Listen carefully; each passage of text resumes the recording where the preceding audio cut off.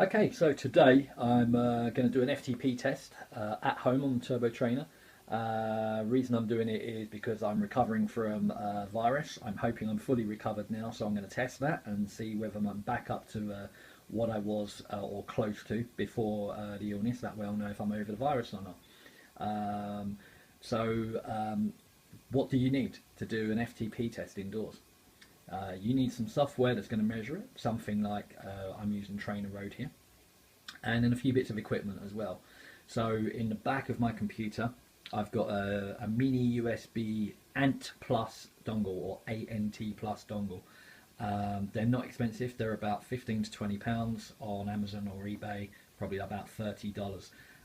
So you'll need one of those to receive the information from the sensors on your bike. Okay, and you can see that in the green there, what the computer has detected is sending out information is my heart rate monitor I'm wearing and my speed and cadence sensor on the bike. So let's have a look at that. Go over to the bike. If you don't know already, this is what speed and cadence sensor is. On the non-drive side chainstay, I've got the Garmin GSE 10 speed and cadence sensor combined. There's now a newer version which is split. The newer version, one sensor goes on the hub, just wraps around with essentially a large elastic band, and the other sensor goes round the crank arm, and that's it. This one's a bit different. It senses this spoke magnet here coming round for wheel speed, and on the back of crank arm, don't know if you can see it there between the two water bottles, just there's a small circular magnet on the back of the pedal axle on the crank arm. Okay, every time that crank arm goes round, that sensor there is going to detect it. Every time that magnet on the spoke goes round, it's going to detect that. So it's detecting two things at once and transmitting that information out. The computer dongle is receiving that and telling TrainerRoad what's happening. You tell TrainerRoad which turbo trainer you've got, which model and make, and they know the resistance levels of each model and make of all the major brands.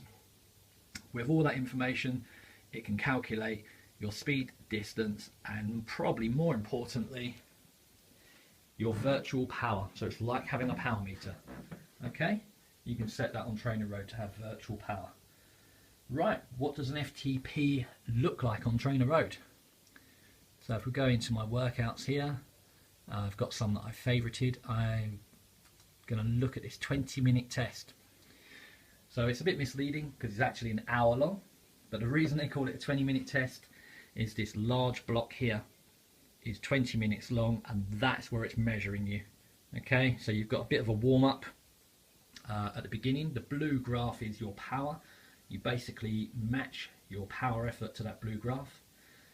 As you pedal, it starts moving the cursor along, and you've got 3 increasingly difficult 1-minute sprints there. Bit of a rest, then about I think that's about a 5-minute sprint as well, to drain your legs of any sort of energy, so that when you hit the 20-minute block, it's purely measuring your aerobic capacity that you can maintain. Okay, that's the important bit, that 20-minute measurement. Cool down at the end, then it will calculate that and spit out a number at the end, which is your FTP, your functional threshold power, the power you can maintain for 20 minutes. Okay, it calculates off of that a 1-hour figure. That is your FTP. TrainerRoad is fantastic in as much as any workouts that you then load into it, it uses your FTP, your individual FTP, to calibrate those workouts specifically for you. So it's a fantastic tool. I highly recommend having a look at TrainerRoad. Okay, any questions, put them down in the comment section. Give me a thumbs up, thumbs down, I don't mind which, but interact with us. And yeah, we'll catch you next time.